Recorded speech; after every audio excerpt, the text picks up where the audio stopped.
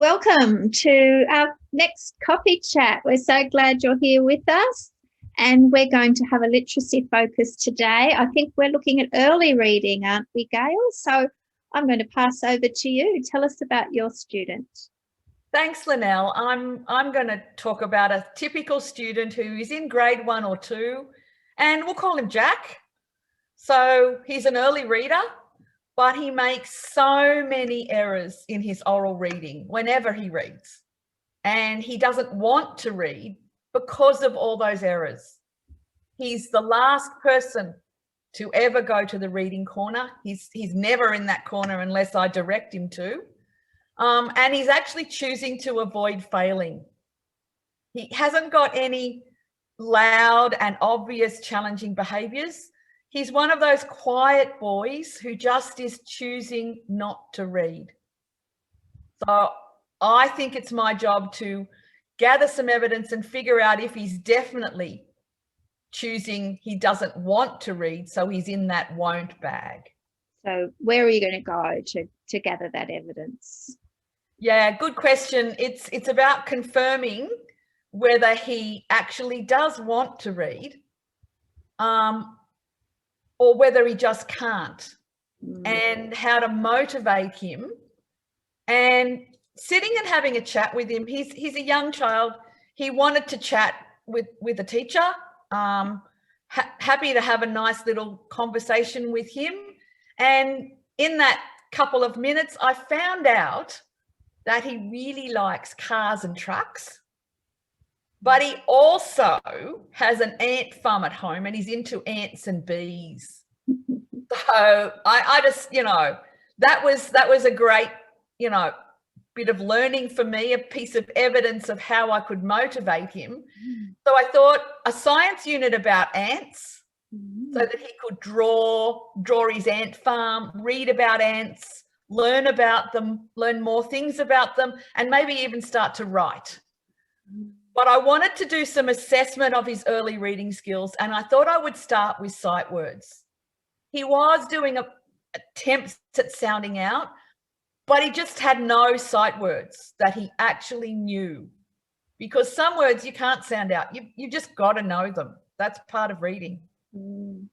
I love what you did there, where you did your assessment to find out about what he can do and can't do, but you also did your assessment to find out what he likes and what he's interested in. So that was that can't and won't. You started to go down into those areas. So now you can do something about it. So what did you do?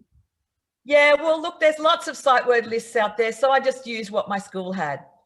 They're pretty common in schools. You can download them from different places.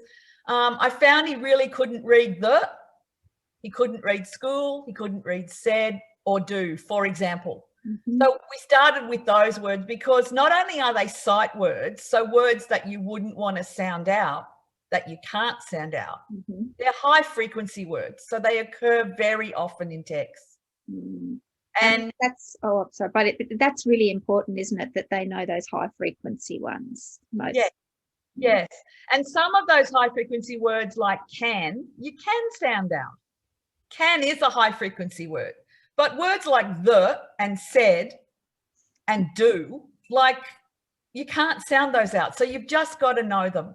Yes. So I wanted him to have fun, and I wanted him to actually have lots of practice with a small number of sight words. So we started to do some bingo games where he would put the cards, little flashcards of the words, onto a bingo mat and cover them up. And I created a little bookmark, just a cardboard piece of paper with his name on one side, and we would put stars on the other side. So they ended up to be on the back all over and around his name. And over time, that bookmark was actually laminated. And that was another motivation for him to read. So in the short term, to get another star, especially a star around his name, but then in the long term, to put it within a small book or a short book. So I met with Mum and I asked him to practice that game at home with the flashcards and a snap game with some cards, because you can play snap only snap when you get the matching word, for a set of sight words and have lots of practice with a small number. I also had in the classroom a little plastic thing called a smart shoot. Now, it's not expensive, and you know what? It's actually not online.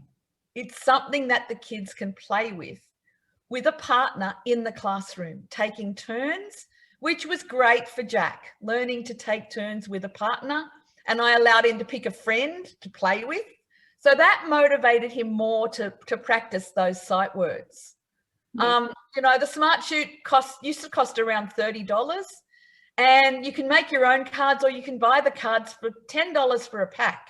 The really neat thing about that was that it not only has sight words, you can blend with it. You can actually have, for children that could read in my class, they could practice with jokes, short jokes, like dad jokes that they could read. So it was something that the whole class could use, not just Jack and his friend. So, and I'd like to mention you can use the Smart Shoot for numeracy as well. You can. They have great number facts cards for addition, subtraction, for tables facts. They probably have problems. Do they have story problems for that too? I'm not sure. I don't recall that, but then as you say, you can make these up yourself, but you could even throw it to the children to make some cards that they could use in the Smart Shoot. Correct. What an activity that would be in literacy or numeracy. Correct. Combines it. So, you know, that went really well with Jack. If you remember, my goal was for him to want to read and for him to read accurately. And so the way that I got to that was to explicitly teach him the sight words and to provide lots of practice. So over time, he started to read a lot more accurately. And then we started to work on some fluency. Even though when you think about it, the Smart Shoot, when you post it in the little chimney and it comes out the bottom, that's actually a fluency game. Yes. And the game of Snap, that's actually a fluency game too. So once he was choosing to read and he was successful with short texts, I knew that the more he read, the more he practiced, the more he would learn. And using ants, trucks and bees, well, his interests helped motivate him. And so during science lessons, you know, he was really motivated to read those factual texts about the ants. You know, it was something that he had at home.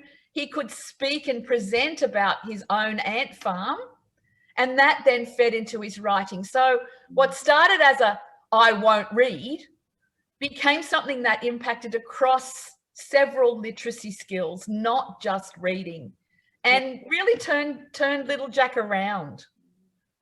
So I was thrilled. I bet Jack was probably thrilled, and I imagine his mum was probably thrilled too. Yes, she was. And I love that integration you said. You know, sometimes teachers will say, I've just got so much to teach in literacy and in numeracy and in science. So I love how you brought the literacy into the science, or the science could be brought into the literacy, and actually, and that became motivating, as well as from a teacher's point of view. In the long run, it actually can reduce the amount you're needing to cover. That's exactly right. And it also built on Jack's oral language. Yes. He had a lot to say about his ant farm, and he could bring in photos of it and show people. We didn't want him to bring the actual ant farm in, and we didn't have time to make our own class ant farm. But, you know, having Jack, it was just so motivating for him to be able to speak confidently in front of the class. And that then fed into his reading and writing. So it was, it's nice when you have successes like that and you take the time to gather that evidence first. Without that evidence, that assessment for learning, we wouldn't have gone forward. Yeah. And you could have counted ants too. What a great numeracy activity. Yes. So thanks for being with us today in our coffee chat. I hope you've been inspired by Jack's story. I just love hearing that story. And if you have a student that you think, oh, this might work, I could try some of those strategies to find out what they can and can't do, what they like.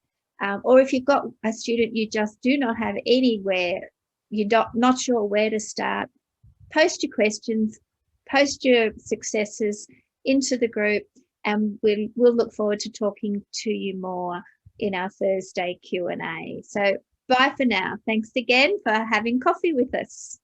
Bye.